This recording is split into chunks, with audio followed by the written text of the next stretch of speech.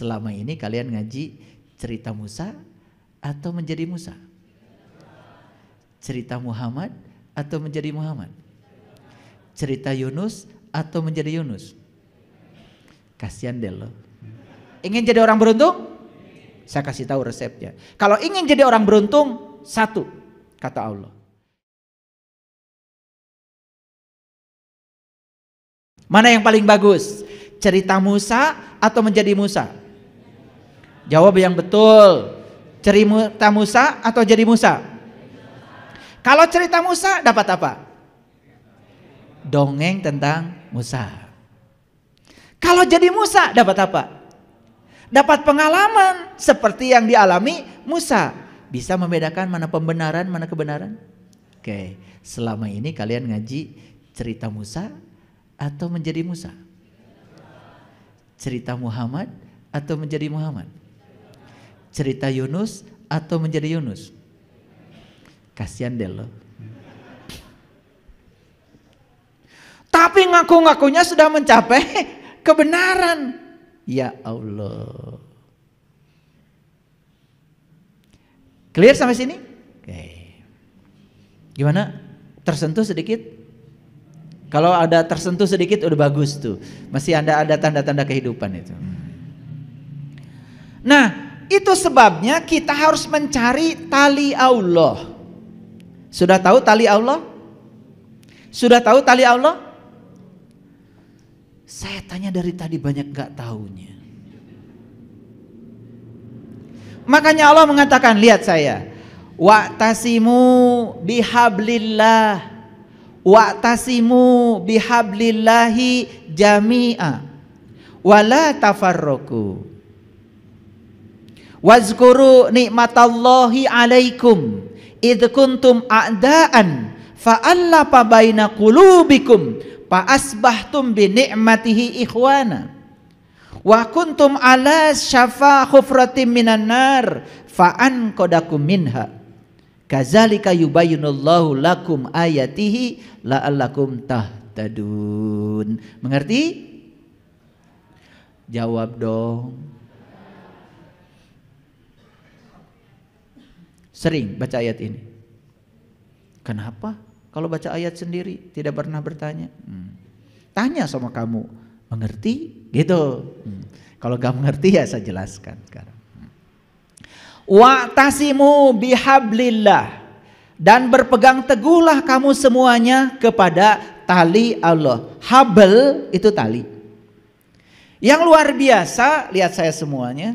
Ada seorang ilmuwan namanya Hubble. Dia pencipta teleskop Hubble. Dan ketika teleskop Hubble diciptakan, maka sejarah tentang alam semesta terbuka. Karena apa? Setelah Hubble merekam proses penciptaan alam semesta. Jadi ledakan alam semesta yang terjadi jutaan miliaran tahun yang lalu, itu baru terekam sekarang. Karena cahaya itu untuk merambat perlu waktu. Walaupun kecepatan cahaya itu adalah 300 juta meter per detik, tetapi ledakan di alam semesta ini baru tertangkap oleh kameranya Hubble. Bayangkan setelah miliaran tahun, betapa tak terbatasnya alam semesta luas nih. Yang luar biasa ini Hubble tuh orang Amerika, tapi dikasih nama bahasa Arab. Dan saya curiga jangan-jangan orang tuanya udah tahu ayat ini. Karena kata-kata Hubble adanya di Quran surat Al Imran nih ayat 103. Sayang saya sekarang tidak bisa ketemu orang tuanya. Tapi saya kagum karena apa? Dia dikasih nama Hubble. Dan gara-gara teleskop Hubble sejarah alam semesta terbuka semuanya. Kita mengenal yang disebut dengan supernova. Yang di Quran disebut mawar merah. Fa'idha sakotis sama'u fakanat wardatan kadihan fabi ayyi ala'i rabbikuma tukadziban. Ketika langit ruhanimu terbuka, saat itu kau akan menyaksikan merah mawar seperti kilapan minyak. Siapapun yang sudah menyaksikan itu dalam dirinya, dia sudah menemukan kebenaran. Sudah belum? Kalau belum jangan banyak ngomong. Diam saja. Cari kebenaran itu, karena itu ada dalam dirimu. Jadi supernova bukan hanya di teleskop Hubble, ada di sini. Dan tubuh kita ini adalah teleskop Hubble yang sebenarnya. Lebih canggih daripada teleskop Hubble buatan Hubble itu sendiri. Banyak yang tidak tahu kalau tubuh yang hebat ini adalah teleskop Hubble buatan Allah dengan tangan Allah sendiri untuk menyaksikan kebesaran Allah yang ada di dalam diri kita. Maka di Quran dikatakan, aku bentangkan kebesaranku di segala ufuk, dan yang paling penting aku bentangkan kebesaranku pada dirimu sendiri. Dan siapa yang menemukan tanda-tandaku dalam dirinya, dia sudah menemukan kebenaran. Lanjut dulu. Dan berpegang teguhlah kamu semua kepada tali Allah. Dan janganlah kamu bercerai-berai. Dan ingatlah akan nikmat Allah kepadamu. Jadi sebetulnya tali Allah yang sebenarnya adalah nikmat yang Allah berikan kepadamu. Apa nikmat yang paling besar? Nikmat yang paling besar adalah merasakan kehadiran Allah di dalam diri kita. Makanya lihat di Quran surat Al-Fatihah. Ihdinas syiratal mustaqim, tunjuki aku ke jalan yang lurus. Apa jalan yang lurus? Syiratal ladzina an'amta alaihim, jalannya orang-orang yang diberi nikmat. Yang diberi nikmat cuma 4, para nabi, para siddiqin, para syuhada, para sholihin. Itu dinyatakan dalam Quran surat An-Nisa ayat 69. Jadi nikmat yang paling besar dari Allah untuk manusia adalah ketika manusia sudah merasakan kehadirannya, sudah menyaksikan keberadaan Allah dalam dirinya. Itu nikmat yang paling besar. Dan siapa yang sudah sampai di situ, berarti dia sudah dapat nikmat Allah. Dan siapapun yang sudah merasakan nikmat Allah, merasakan, bukan menjelaskan, berarti dia sudah ketemu tali Allah. Tali ini yang akan mempersatukan kita. Makanya kenapa tafsir beda-beda? Kenapa pemahaman ayat beda-beda? Karena masing-masing berbicara pakai otaknya sendiri-sendiri. Masing-masing belum mengalami. Sama seperti tadi. Saya tanya, itu jeruk rasanya gimana? Beda kan semuanya? Ada yang bilang kecut, ada yang bilang asam, ada yang bilang manis. Bohong semua. Padahal kalian tidak makan jeruk. Itu pakai ilmu kirata namanya. Tahu ilmu kirata? Dikira-kira dan tidak nyata. Jadi yang sebenarnya rasa jeruk itu apa? Rasa jeruk itu hanya bisa dirasakan kebenarannya oleh orang yang sekarang dia ambil jeruk dan memakannya. Ketika ditanya, gimana rasa jeruk? Pokoknya gitu. Dan kalau kalian 10 orang merasakan jeruk yang sama, gak akan berantem. Berantem itu terjadi karena jeruknya nggak ada. Betul nggak? Da pas saya teh jeruk naoge. Masing-masing mendefinisikan jeruk. Selamat. Pas saya. Jadi perdebatan itu yang disebut dengan memperebutkan pepesan kosong. Jeruk na masing-masing belum punya pengalaman merasakan jeruk, tapi tiba-tiba masing-masing seperti yang paling pinter ngomong jeruk. Kehartos? Wah, ini ilmu udah luar biasa. Saya hari ini ngasih bonus sebetulnya ini. Gratis lagi. Jadi sekarang mengerti tali Allah. Apa tali Allah? Tali Allah itu adalah pengalaman bersama Allah, pengalaman merasakan kehadiran Allah. Dan setiap orang yang sudah merasakan pengalaman itu, apapun sebutannya buat dia, gak penting lagi. Maka Allah mengatakan, ketika nikmat Allah belum turun kepada kamu, kamu selamanya akan bermusuhan. Maka Allah mempersatukan kolbumu. Ini kata-kata yang dipakai kolbu. Yang dipersatukan tuh kolbu. Ya Allah, luar biasa ayat ini. Lalu menjadikan kamu semua sebagai ikhwan, saudara. Dan kalau kita sudah merasakan kolbu kita, merasakan pengalaman yang sama tentang Allah, semua kita akan bersatu, apapun keyakinannya. Fa'allafa baina qulubikum fa'asbahtum bi ni'matihi ikhwana. Kamu akan menjadi saudara. Makanya di zaman Nabi, di zaman Rasul, kenapa mereka menyebut sahabat? Dan persaudaraan mereka sangat luar biasa. Apa yang mengikat mereka? Habl, tali Allah. Dan tali Allah yang sebenarnya adalah nikmat pengalaman untuk merasakan Allah pada diri kita masing-masing. Paham sekarang? Jadi ayat ini jelas ya. Lalu Allah mengatakan apa? Ya. Dan kamu telah berada di tepi jurang neraka. Pada saat itu kamu sedang berada di tepi jurang neraka. Kapan kita berada di jurang neraka? Ketika kita memperdebatkan pepesan kosong. Ketika kita memperdebatkan sesuatu yang masing-masing kita pun belum merasakannya. Maaf ya, ada yang sudah merasakan akhirat? Maka masing-masing akan cerita akhirat menurut versinya sendiri-sendiri. Debat? Beda pendapat? Tidak bisa dihindari. Pasea? Tidak bisa dihindari. Akibatnya siapa yang merasa kuat mulai menunjukkan taringnya. Jadi ujung-ujungnya pakai ini. Betul? Memaksakan pendapatnya pada orang lain supaya orang lain mengakui pendapatnya paling benar. Itu yang terjadi setiap hari. Supaya orang percaya pakai label macam-macam di namanya. Supaya orang percaya pakai dandan macam-macam.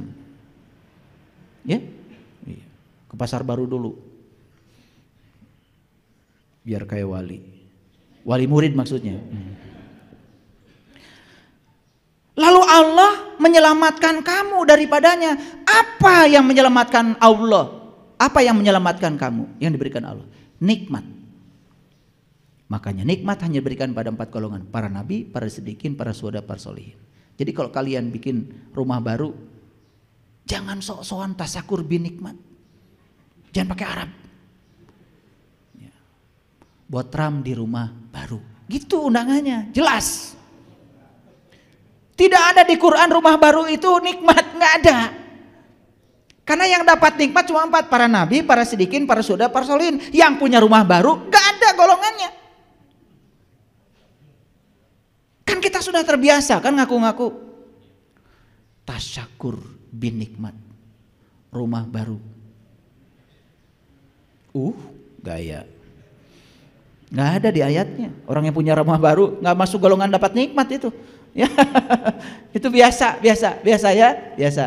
Jadi kalau mau buat tram aja, nggak usah pakai judul macam-macam. Buat tram kan intinya dahar. Nih gaya-gaya ting judulnya, betul? Kalian tuh kalau udah pakai judul keren, isinya gitu-gitu aja, betul nggak? Iya. Penting mah sambal, jengkol, peda, petei, kan gitu, betul? Jadi kalau makanan enak itu nikmat atau enak? Nah itu. Pokoknya judulnya makan enak. Gitu. Tasakur bin nikmat. Ngasal. Lanjut dulu. Ya. Demikianlah Allah menerangkan tanda-tandanya. Yuk lihat saya semua. Jadi ketika seseorang sudah mengalami Allah, merasakan kehadirannya, menyaksikan keberadaan dalam dirinya, berarti dia sudah melihat tanda-tandanya. Makanya tadi saya tanya, jumpa dulu, ingat dulu.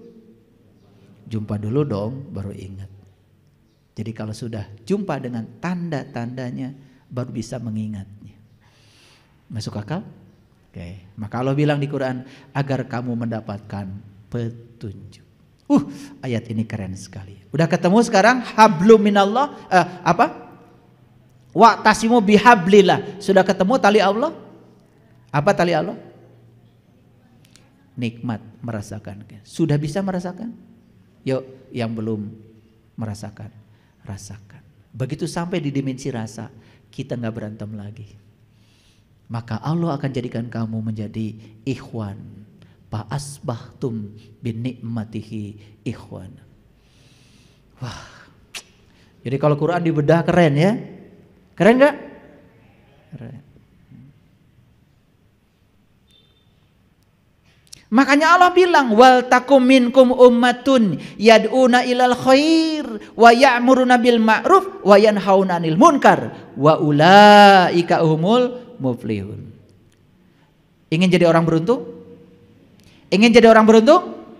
Saya kasih tahu resepnya. Kalau ingin jadi orang beruntung, satu, kata Allah, jadilah orang yang berbuat kebajikan. Sekarang apa itu kebajikan? Jangan ngarang, jangan bikin definisi sendiri. Tanya Allah, apa itu kebajikan? Kebajikan kata Allah cuma dua. Wa ya'muruna bil ma'ruf wa yanhauna 'anil munkar. Mengajak manusia untuk ma'ruf. Ma'ruf itu mengenal, dari kata arafa. Mengajak manusia untuk mengenal. Mengenal siapa? Mengenal Allah. Dan cegah yang sudah kenal supaya tidak mungkar, supaya tidak kembali ke belakang. Dan selama ini kata amar ma'ruf nahi mungkar itu diartikan jadi kekerasan, bawa pentungan. Lucunya pakai Allahu Akbar. Jadi Allahu Akbar itu hanya menakut-nakutin orang. Padahal di Quran jelas kebajikan itu ada dua. Satu, wa ya'muruna bil ma'ruf, ajak manusia, perintahkan manusia untuk mengenal. Wa yanhauna 'anil munkar, cegah yang sudah kenal, jangan mundur ke belakang. Wa ulaika humul muflihun, kamu akan termasuk orang yang beruntung.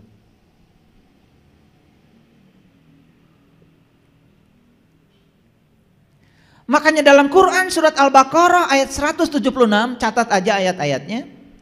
Yang demikian itu adalah karena Allah telah menurunkan kitab dengan benar.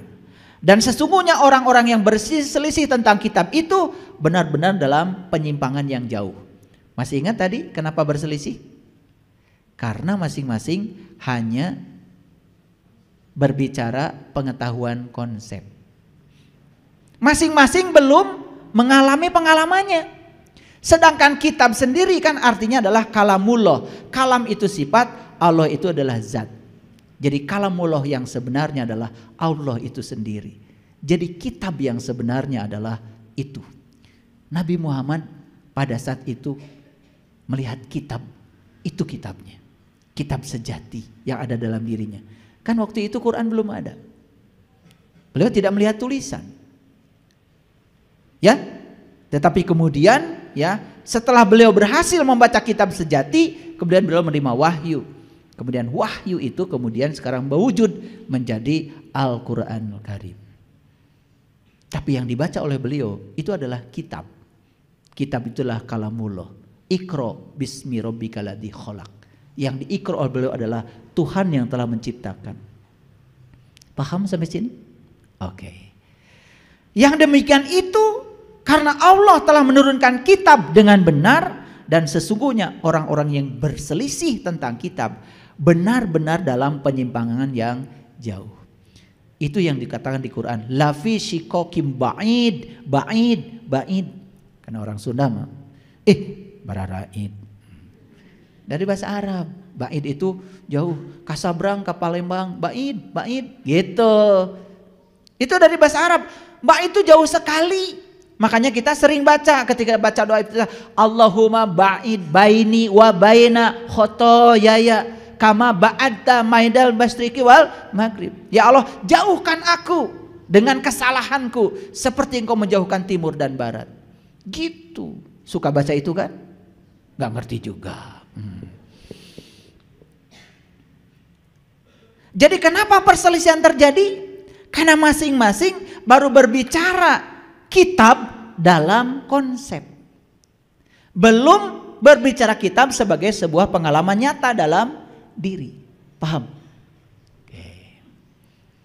Jadi apa yang saya sampaikan tadi itu sekarang ini dasar-dasarnya ayat-ayatnya. Baik, kita lanjutkan. Sesungguhnya kami, kata Allah, ini Quran surat Al-Fatir ayat 24. Sesungguhnya kami mengutus kamu dengan membawa kebenaran, berita gembira dan pelajaran. Jadi para rasul, para nabi itu diutus ke dunia bukan nakut-nakutin, bukan ngancam-ngancamin. Para nabi, para rasul itu tugasnya diutus ke dunia, satu membawa kebenaran, Yang kedua, membawa berita gembira. Yang ketiga, membawa pelajaran. Dan tidak ada satu umat pun melainkan telah ada padanya pemberi peringatan. Jadi di setiap zaman, di setiap umat akan selalu ada orang-orang yang ngasih pelajaran. Siapa itu? Ya tentu saja para pewaris ilmunya, para rasul. Itu yang namanya ulama. Sudah tahu ciri ulama? Ciri ulama ada 3. Kata Quran ini bukan kata saya. Jangan tersinggung ya yang mengaku ulama. Ciri ulama ada 3. Kata Quran surat Al-Imran ayat 49. 1, bisa membuka mata kolbu. 2, membebaskan penyakit kulit. 3, bisa menghidupkan orang mati. Mati apa? Mati kesadarannya. Ya, itu kata Quran. Lanjut. Nah, di dalam Quran surat Saba ayat 43 Allah mengatakan, dan apabila diperlihatkan kepada mereka tanda-tanda kami yang terang, awas, terang, tahu terang? Terang. Mereka berkata, orang ini tiada lain hanyalah seorang laki-laki yang ingin menghalang-halangi kamu dari apa yang disembah oleh bapak-bapakmu. Dan tadi kan dikatakan di Quran surat Yasin, dan aku memberi peringatan kepada kamu yang mau ikut peringatan karena bapak-bapakmu tidak pernah memberikan peringatan itu. Tetapi sekelompok orang ketika dikasih peringatan ini, perhatikan. Dia mengatakan, wah itu mah hanya menghalangi kamu dari apa yang disembah oleh bapak-bapakmu. Lalu kita lebih suka, dati baheula ge urang mah turun-temurun ge kieu.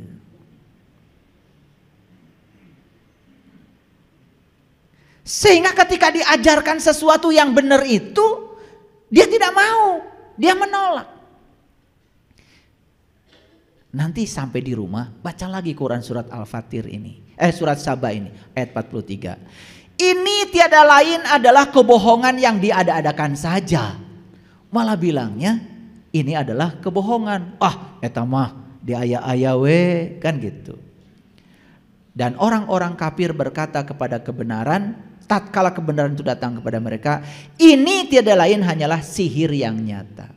Jadi ketika dia mengalami kebenaran itu, malah dia bilang, wah ini mah sihir katanya. Itulah orang-orang yang tertutup. Jadi dikasih yang gampang, embung, piraku, gampang. Dikasih yang susah, embung juga. Nah hese-hese teuing. Saya mah jadi bingung hayangna teh kumaha. Nah, perhatikan saya. Kebenaran akan selalu mencari jalan untuk mengungkapkan dirinya. 1. Lihatlah 2 kali kalau ingin menemukan kebenaran. Lihatlah sekali saja kalau ingin menemukan keindahan. Kalau ingin menemukan keindahan, sekali aja melihatnya. Tapi kalau ingin menemukan kebenaran, lihat 2 kali.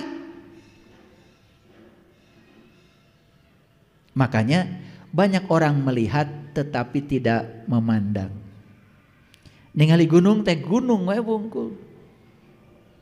Tapi orang yang sudah bisa melihat sekaligus memandang, dia akan bisa melihat kebenaran di balik gunung itu. Keadilan, kebenaran, kebebasan, itulah pangkal dari kebahagiaan. Jadi kenapa kita tidak bahagia selama ini? Karena belum menemukan kebenaran itu. Dan kebenaran adalah pengalaman rasa, realisasi ya Tuhan yang langsung dirasakan oleh kita sendiri. Anda tidak akan pernah salah selama selalu berpegang pada kebenaran. Kebenaran adalah sesuatu yang unik, tidak berawal, tidak berakhir, serta tidak terjebak oleh ruang dan waktu. Itulah kebenaran. Kebenaran tidak pernah menjadi tua. Kebenaran berada pada bibir-bibir manusia yang sudah mati. Mati apanya? Mati bibirnya. Dan orang yang sudah menemukan kebenaran, bibirnya mati. Ngerti maksudnya? Sekalipun bicara paling juga pokoknya gitu deh. Sependek itu kata-katanya. Kenapa? Sudah mati. Karena sudah asyik mansuk, sudah menemukan kebenaran itu. Sahabat paling baik dari kebenaran adalah waktu. Musuh yang paling besar dari kebenaran adalah prasangka. Dan pengiringnya yang paling setia adalah kerendahan hati. Jadi sahabat yang paling baik dari kebenaran adalah waktu. Nih saya kasih tahu. Kalau kita sedang berselisih dengan orang, sudah pergi saja. Biar waktu yang membuktikan. Karena waktu itu jujur, waktu itu tidak pernah salah. Dalam keheningannya, waktu yang akan menunjukkan. Jadi sahabat yang paling baik dari kebenaran adalah waktu. Musuh yang paling besar dari kebenaran adalah prasangka. Awas, prasangka ingat tadi? Prasangka, pembenaran, pengetahuan konsep, itu prasangka. Dan pengiringnya yang paling setia adalah kerendahan hati. Kebenaran tidak pernah layu. Kebenaran yang paling agung adalah kebenaran yang sederhana. Dan seperti itulah yang dilakukan dan ditemukan oleh kebanyakan orang-orang besar. Hari ini saya sudah tunjukkan bahwa kebenaran itu sesederhana itu. Semua keruwetan itu berarti cermin bahwa di situ bukan kebenaran. Kebenaran tidak perlu banyak kata-kata. Betul? Betul? Ya, sudah paham ya? Kalau menjelaskan rasa jeruk, kata-katanya harus banyak. Tetapi merasakan jeruk tidak perlu kata-kata.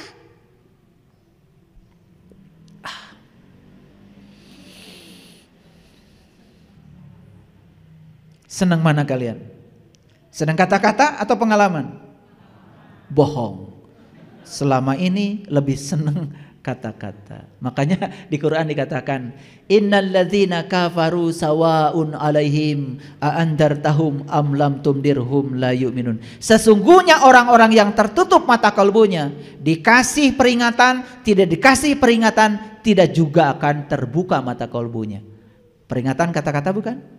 Kata-kata. Mana yang kalian sukai? Pengalaman atau kata-kata? Ya. Harusnya pengalaman. Ieu madar meuli buku tentang India, lain arinit ka ditu. Ya. Saya tidak akan pernah merasakan air dari tulisan tentang air. Apalagi dari penjelasan buku tentang air. Saya hanya akan merasakan air ini dari airnya. Sederhana?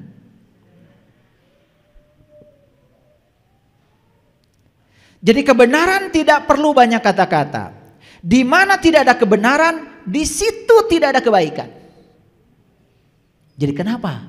Kok di tempat ini tidak ada kebaikan? Jelas nggak ada kebenaran. Jadi kalau di satu tempat tidak ada kebaikan, jelas di situ tidak ada kebenaran. Yang ada cuma pembenaran. Kalau yang ada cuma pembenaran dan prasangka, apa yang terjadi? Perdebatan, cekcok, merasa paling benar. Maka di Quran dikatakan, wa may yattabi'u aktsarahum illa dzon. Kebanyakan manusia mengikuti sesuatu hanya dengan dzon, prasangka. Kebenaran yang tidak dimengerti dapat menjadi kesalahan. Jadi walaupun kebenaran itu adalah pengalaman langsung, tetapi tetap harus dimengerti. Karena kebenaran yang tidak mengerti bisa jadi kesalahan. Jadi saya menyampaikan kebenaran, tetapi saya berusaha untuk memberikan pengertian. Karena kebenaran yang tidak mengerti akan menjadi kesalahan. Kebenaran yang diakui umum tidak semuanya benar. Lihatlah di sekeliling kita betapa sering kali terdapat kebenaran palsu. Ingat, orang yang banyak itu belum tentu benar, apalagi yang sedikit. Ya. Kebenaran yang setengah-tengah seringkali menjadi kebohongan besar. Makanya belajar kebenaran jangan setengah-setengah. Karena kebenaran yang setengah-setengah bisa jadi kebohongan besar. Nih kalau mau belajar tentang tauhid, belajar yang betul, tuntas, jangan setengah-setengah. Kalau mau belajar ma'rifatullah, tuntas belajar, ikuti tahap-tahapannya. Nah, yang sering gagal itu belajarnya setengah-setengah, gak sabar, membuat kesimpulan sendiri. Itulah jadinya kebohongan yang besar. Kebenaran sering terdesak, tetapi kebenaran tidak akan pernah musnah. Kebenaran tidak bergantung Anda suka atau tidak suka. Matahari tetap saja matahari walaupun orang buta tidak melihatnya. Madu tetap saja madu walaupun orang sakit tidak merasakan manisnya. Kebenaran tetap saja kebenaran, disukai atau tidak disukai. Kebenaran tetap saja kebenaran, Anda setuju atau Anda tidak setuju. Karena kebenaran adalah realitas. Dan semua realitas di belakangnya adalah Rob al-Alamin. Ada sang fasilitator yang menyebabkan itu terjadi. Kebenaran selalu berada dalam kesederhanaan. Terima kasih. Assalamualaikum warahmatullahi wabarakatuh.